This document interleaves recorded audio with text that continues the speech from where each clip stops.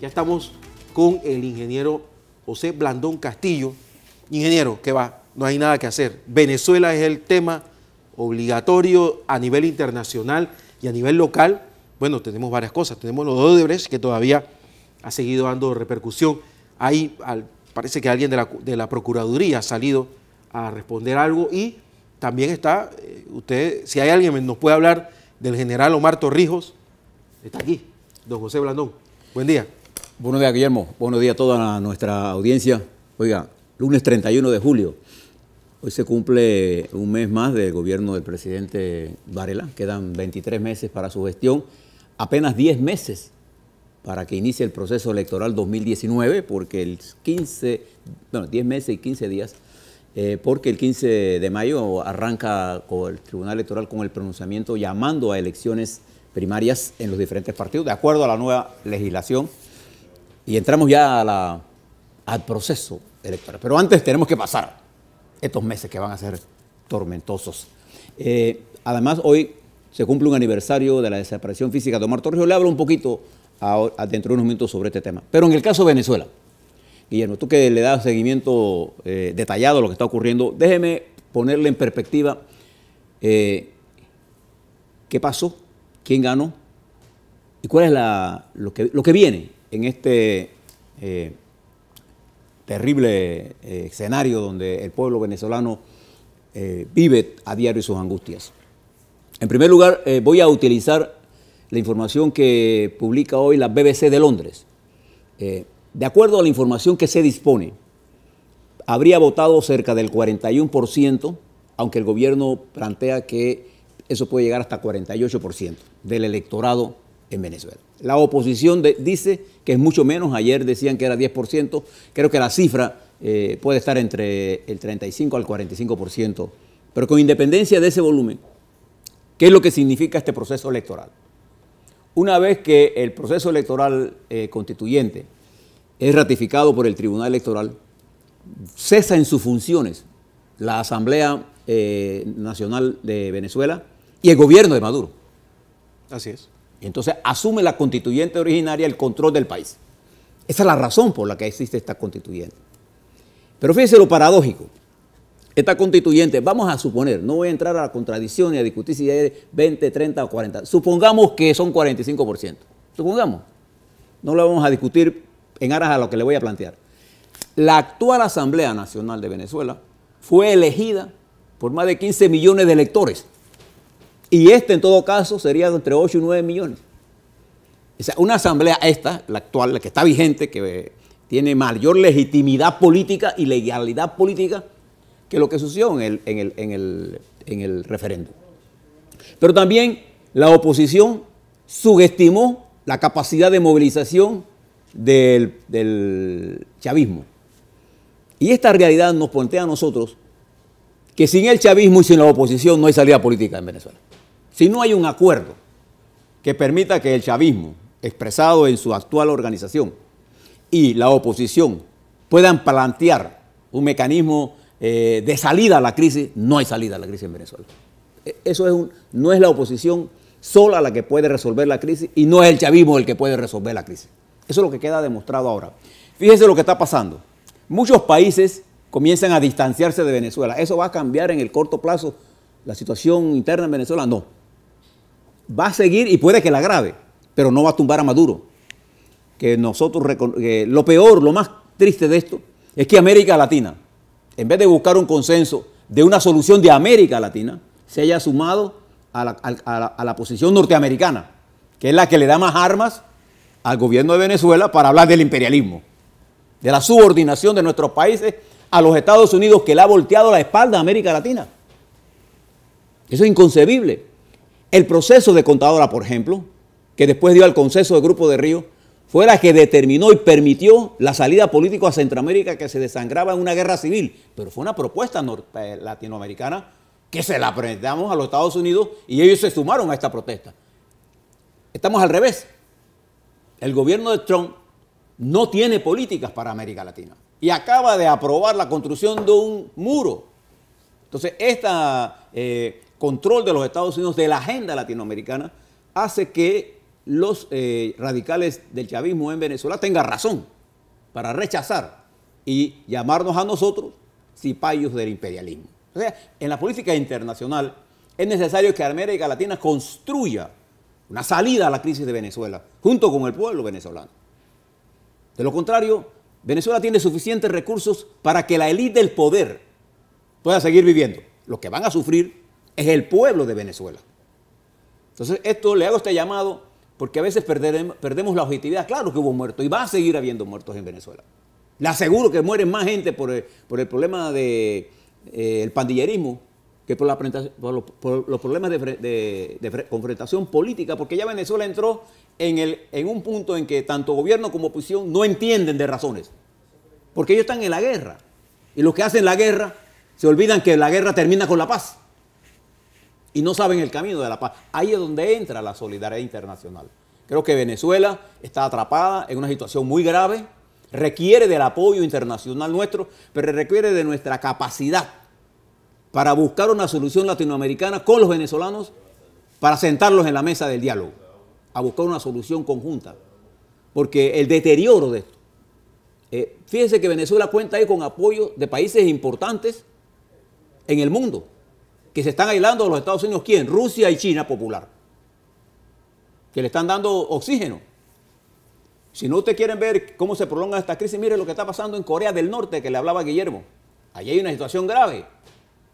Pero ¿de dónde vienen los fondos de Corea del Norte para mantener esto? Hombre, todo el mundo sabe quiénes son las fronteras. Y esta capacidad inusual de Corea del Norte de mortar un crecimiento y que no tiene sustento, que no sea el apoyo internacional que le dan tanto Rusia como la República Popular China, está demostrando que el aislamiento no es la política. Esto lo que hace es castigar al pueblo. Los que reciben ayuda internacional de una y otra parte tienen energía para seguir en la lucha. El que se va a fatigar es el pueblo. Entonces yo creo que aquí hay que pensar un poco sobre lo que ha ocurrido y está ocurriendo en Venezuela. Aquí hay una profundización de la crisis, pero hay una clara demostración del nivel de división que vive Venezuela, aunque la mayoría del pueblo venezolano ahora sigue siendo oposición. Pero la oposición no tiene suficiente fuerza. Ayer el mando militar aparecía en conjunto, así como le señalaba a Guillermo, todo el mando militar dando un parte. Y dentro de los próximos días asumirá el poder la Asamblea Constituyente y la primera cosa que va a hacer es cerrar la Asamblea. Vamos a tener nuevos escenarios de confrontación. De manera que eso es lo que está pasando en América Latina. Ha sido un error de nuestros países en América Latina sumarse a los Estados Unidos en vez de proponer nosotros una para que los Estados Unidos se sume a la nuestra, que es la forma de buscar una solución en nuestra región, porque los Estados Unidos, estimados televidentes, no tiene política para América Latina. No tiene. El señor Trump está ahora mismo atrapado. Y le voy a explicar rápidamente. Hoy, el gobierno de Trump pasa de ser un gobierno civil a ser un gobierno casi militar. Los hombres más importantes en el círculo ya ahora del señor Trump son el general Meyer, perdón, el general Kelly, perdón, que pasa a ser jefe de gobierno de la Casa Blanca, McMaster, que es el jefe de seguridad, y Marty, que es el del Consejo de Seguridad, y Marty, que es el jefe del Ministerio de Seguridad de los Estados Unidos, de Defensa. Entonces los generales están asumiendo los puestos de los civiles. ¿Eso qué indica? La desconfianza de Trump de hombres civiles que cuestionen su mando, pensando que los militares, como es el comandante en jefe, van a recibir órdenes. Lo que el presidente no sabe es que la estructura militar de los Estados Unidos es el verdadero poder.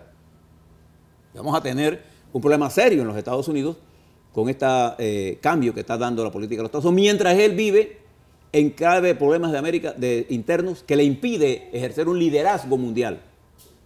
Y el mundo sigue avanzando. Eso es lo que está ocurriendo en el mundo y nosotros tenemos que mirarnos en eso.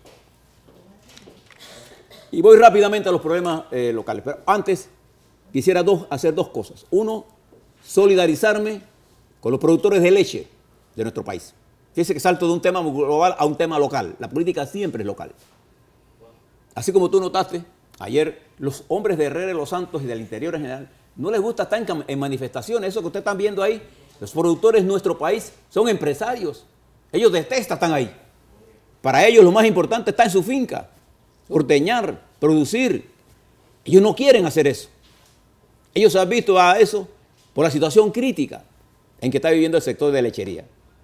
Porque pasar de 42 a 35 centavos el litro de leche es liquidarlo. Eso no va. Hoy una vaca de lechera cuesta $2.000. Los insumos han crecido enormemente. Entonces, aunque el gobierno ha destinado 5 millones para resolver la crisis temporalmente, el problema estructural no está resuelto, que es el mercado y el precio. Entonces, estos son hombres y mujeres en las que la lechería es la alcancía, lo que paga. Ahí se pagan las deudas, se pagan los peones, se paga lo que se compra en el almacén, ¿cómo se llama? De abono, de alambre, los insumos propios de la finca. Y eso es lo que mueve a nuestra economía, en nuestras provincias, hombre. Y observen que ahí, ¿por qué los muchachos no están ahí? Hay productores jóvenes, sí, pero nuestra mayoría de nuestros productores son mayores. ¿Sabe por qué? Porque el campo es invivible para los jóvenes. Al no tener políticas, no tenemos la certeza de que lo que estamos haciendo, bueno, ¿usted cree que lo de leche es serio? Mire los porcinos. Los porcinos tienen más de 16.000 animales engordes sin poder salir al mercado. Están en rojo y seguimos importando puerco. El sector avícola está estresado por la importación de pollo que viene del extranjero, congelado y se vende como fresco aquí mezclado con el local y baja el consumo local. Entonces, estas cosas son serias y hay que prestarle atención. Allí se concentra un incremento en la aportación del sector, del sector agrícola al PIB, por ejemplo, que es 1.8, si lo duplicáramos sería como duplicar los ingresos a toda la gente del interior. Miren la cantidad de dinero que llegaría a los más marginados, porque ahí se concentra la pobreza y de la gente cuya educación le impide tener un trabajo en un mundo globalizado que exige una mayor perfección de la mano de obra. Entonces tenemos que pensar en eso. Tenemos que ir y mi solidaridad entonces con eso. El segundo punto que le quería tocar, voy a tocar Odebrecht, no se engañen, no se preocupen. Se desespere. No se desespere, tómese su cafecito ahí tranquilito. El otro punto que le quería tocar, hoy es 31 de julio. Un día como hoy, en el año de 1981, el general Omar Torrijos muere en un accidente. Le cuento la anécdota, le cuento los hechos para decirle la perspectiva de este líder panameño. El general Torrijos sale de Farallón en la mañana hacia Penonomé por carro. Una cosa curiosa. Atenderse con su hija, que era odontóloga, la caída de una calza. Allí se traslada el FAT 205, un Twin Otter, que es el que lo va a llevar, lo tendría que llevar de Penonomé a Coclecito. De allí, el general Torrijos toma un avión como a eso de las 11:55 para ir hacia Coclecito. El piloto de ese avión, el capitán Asael Adames, y el copiloto era Rangel, alzan vuelo y a eso de las 12:05 del 31 de julio se pierde contacto con el avión. Acuérdense que el sistema nuestro de radar de esa época no tenía el alcance que tiene el de ahora, ni el de ahora tiene mucho alcance tampoco.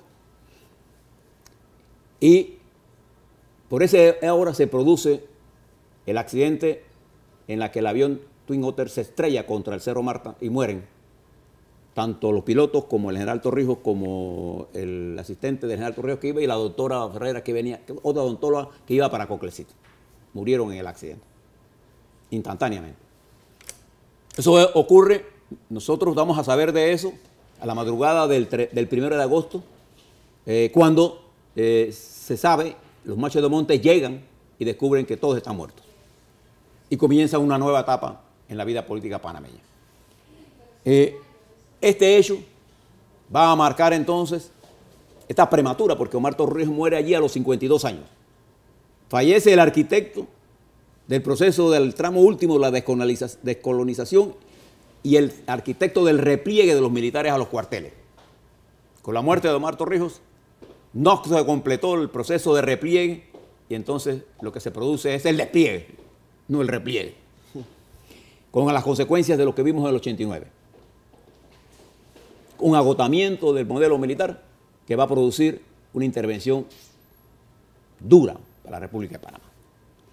En eso, hoy, ojalá el PRD se le ocurra pensar con las luces largas con que pensaba Omar Torrijos. Para no gastar mi intervención hoy, mañana le voy a hablar un poco sobre el PRD y su perspectiva. Sí, pues el PRD parece que olvidó la fecha. No solamente que olvidó la fecha, porque puede que se le haya olvidado, se le olvidó la razón por la que fue creado.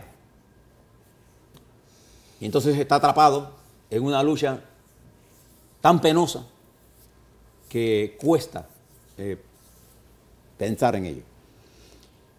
Quiero hablar un poco sobre el caso de Odebrecht, porque esta semana va a estar preñada de una serie de informaciones importantes que van a ir configurando lo que yo llamo la dinámica política del país. Recuerda que de hace varias semanas yo le estoy hablando de que en los próximos semanas, antes que culmine el año 2017, los acontecimientos van a producir una serie de hechos que van a cambiar el panorama político y ya tendremos que pensar en el 18 para ver quiénes quedan vivos, quiénes quedan desaparecidos políticamente hablando. Y esto tiene que ver mucho con lo que está ocurriendo en este momento. Acuérdese además que esta semana, el 3 de agosto, está planeada la audiencia que el juez Torres debe dar en el caso de Ricardo Martinelli, y que recuerde, no es una audiencia para acusar a Ricardo Martinelli de nada, es una audiencia para decidir sobre el proceso de extradición que la República de Panamá solicitó a los Estados Unidos, y los Estados Unidos, en consideración a eso, produjo una detención preventiva del expresidente Martinelli, y que el juez todavía ha rechazado en 2 ocasiones la fianza. Bueno, este jueves 3 de agosto tendremos esa audiencia, lo que va a llenar de expectativa en esta semana. Pero además de eso, el jueves pasado, en el periódico El País, y no cualquier periódico, las declaraciones del señor Tacla Durán estremecieron a esta nación.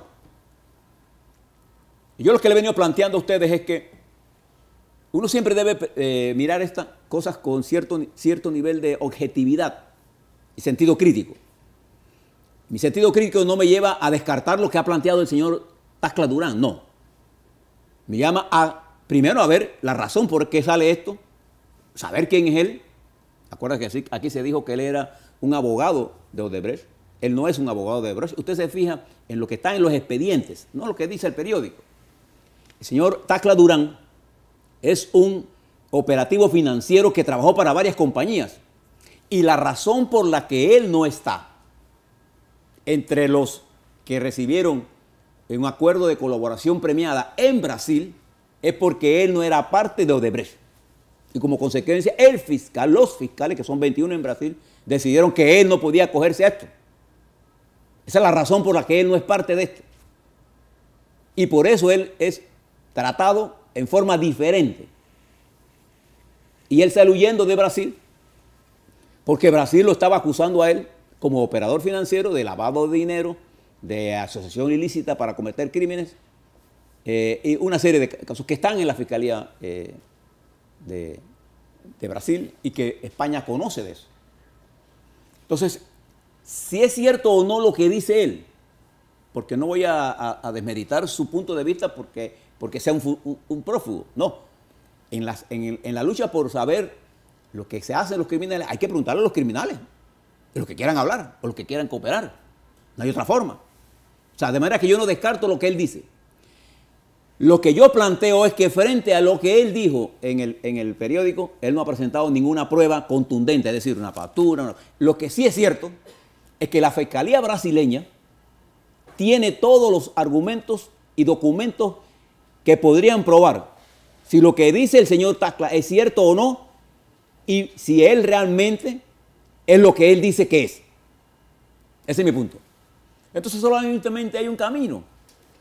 El camino de conseguir una cooperación de Odebrecht con Panamá para que toda esa documentación pase a manos de la Fiscalía panameña, y entonces nuestros fiscales puedan determinar con pruebas todo lo que viene.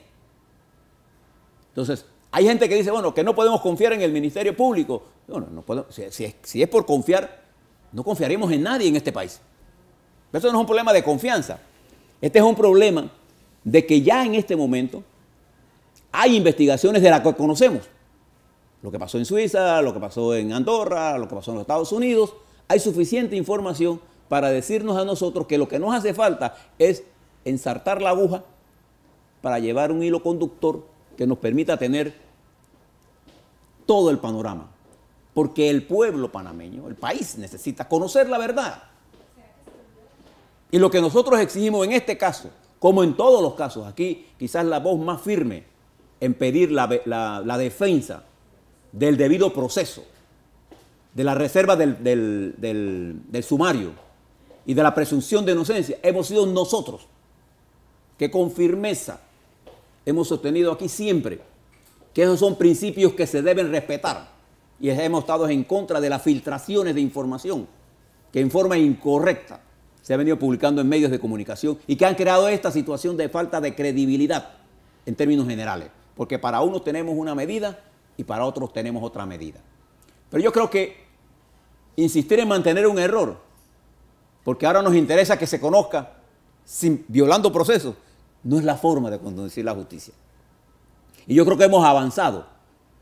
Ya el gobierno, las autoridades judiciales se han dado cuenta claro de que la necesidad de mantener la reserva de los procesos, la necesidad de mantener la protección de los testigos, la necesidad de manejarse entre la ley, con la ley y la Constitución, es fundamental para el derecho procesal penal. Eso es lo que nosotros queremos insistir. Yo no descarto lo que ha dicho el señor Tacla. Yo no tengo forma de probar si lo que él dice es verdad o mentira. Tengo una duda razonable para ver los motivos de él. Pero no voy a descartar lo que él ha dicho porque él es un delincuente, no. ¿Cómo nos vamos a enterar lo que hacen los delincuentes si no es preguntándolo a los delincuentes? A ver. Pero tampoco eso me debe llevar a mí a estar pidiendo destituciones de presidentes, porque todos los abogados en Panamá saben que para pedir la desaparición o un juicio a un presidente, primero lo tiene que hacer la Asamblea Nacional. Y tiene que haber una denuncia presentada con una prueba. Y no hay nadie que pueda presentar una prueba plena contra el presidente Varela como consecuencia. Es una tontería estar pidiendo esas cosas. Es una provocación. Es querer estirar la liga al objetivo político. Esto es un problema judicial. La campaña política arranca el 15 de mayo del 18. Ahora estamos frente a problemas judiciales. Hay gente presa que no debía estar presa. Sobre eso que tenemos que preocuparnos. Hay miles de panameños y panameñas que están en las cárceles por decisiones de fiscales. Yo no hablo de esta administración, pero a lo largo de nuestra historia los fiscales nuestros son muy dados a estar poniendo medidas cautelares de detención. Y hay miles de muchachos y muchachas presos, hombres y mujeres de todas las edades, sin la culminación de un proceso judicial. Quizás que ya cumplieron la pena, pero permanecen, pero de ellos no nos preocupamos. Estamos preocupados por los de alto perfil. Y yo me preocupo por los de alto, bajo, medio perfil. Yo me preocupo por los principios básicos. Entonces, esta semana, además, se conocerá lo que pasará en Miami. Asuma, por ejemplo, algunas cosas. Asuma que el presidente Martinelli decide regresar al país. ¿Cambiará o no la dinámica política del país? Asuma, por ejemplo, que el juez decida extraditarlo. ¿Cambiará o no cambiará la dinámica política del país? Asuma que quiera darle una fianza y no extraditarlo.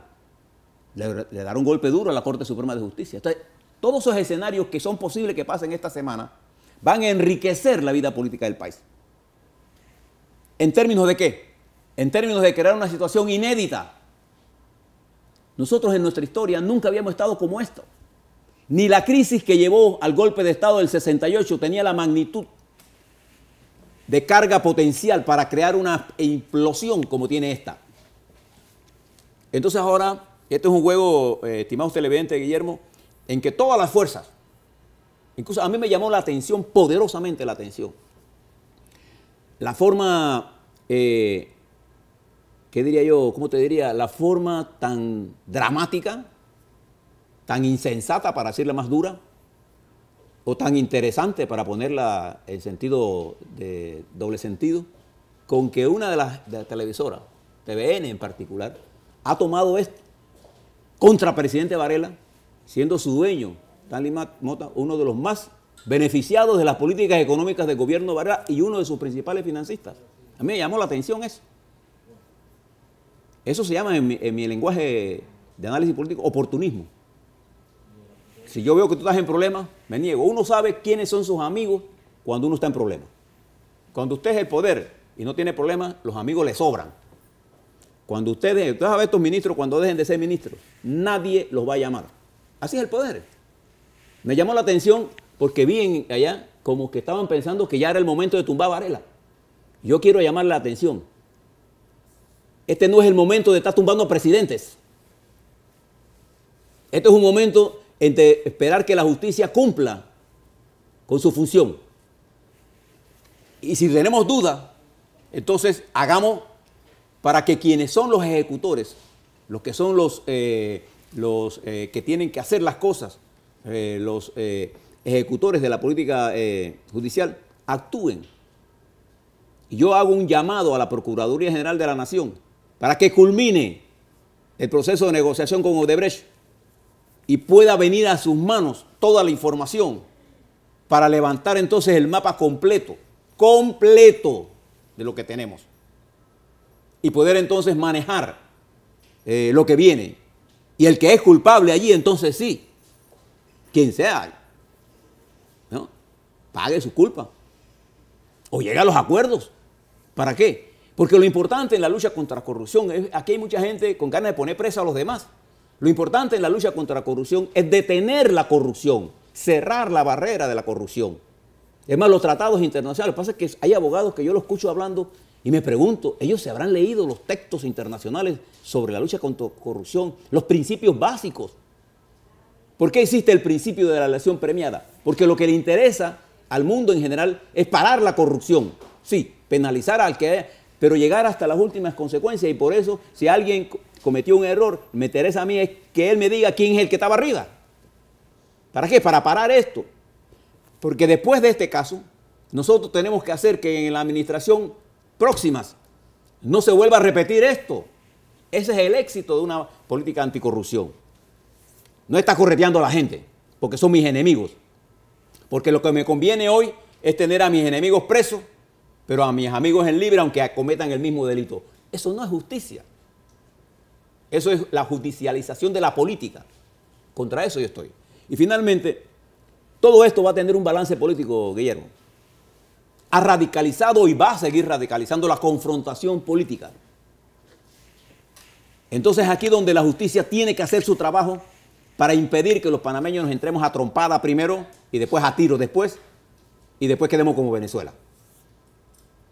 O sea, es la irracionalidad cuando llega a sus niveles máximos lo que lleva a los pueblos al enfrentamiento. Nosotros tuvimos eso aquí ya. La cruzada civilista fue un ejemplo de cómo los militares post-Torrijos, en su insensatez, fueron ellos los que llevaron al país a esta confrontación. Y la falta de poder, la capacidad de resolver el problema político produjo una intervención funesta porque destruyó estructuras que hoy comienzan a darse cuenta que este periodo ya se rompió. Estamos en un nuevo ciclo político que va a dar parto a yo no sé qué. Y para saber para poder tener una idea de lo que es lo que queremos hacer, tenemos que llegar a ciertos consensos políticos para que nuestra institucionalidad no se rompa. Si usted quiere seguir echándole gasolina al fuego, hágalo. Pero yo le puedo asegurar que la nación saldrá victoriosa de esto. Puede que los que impulsaron la lucha mueran, pero la nación va a seguir adelante. De manera que yo respetuosamente le pido a la justicia que haga su trabajo, a los políticos que dejen de estar hablando de corrupción, porque la plataforma de la opinión pública, todos los políticos lo catalogan como corrupto. Lo que tenemos que buscar es buscar una solución a la crisis en desarrollo. ¿No? Eso es lo que tenemos que buscar. De lo contrario, vamos a la confrontación. Eso sí, al final, el país será victorioso, el país siempre va a salir adelante. la nación panameña no va a morir por los errores de los actuales dirigentes de todos los bandos. Mejor no se puede decir.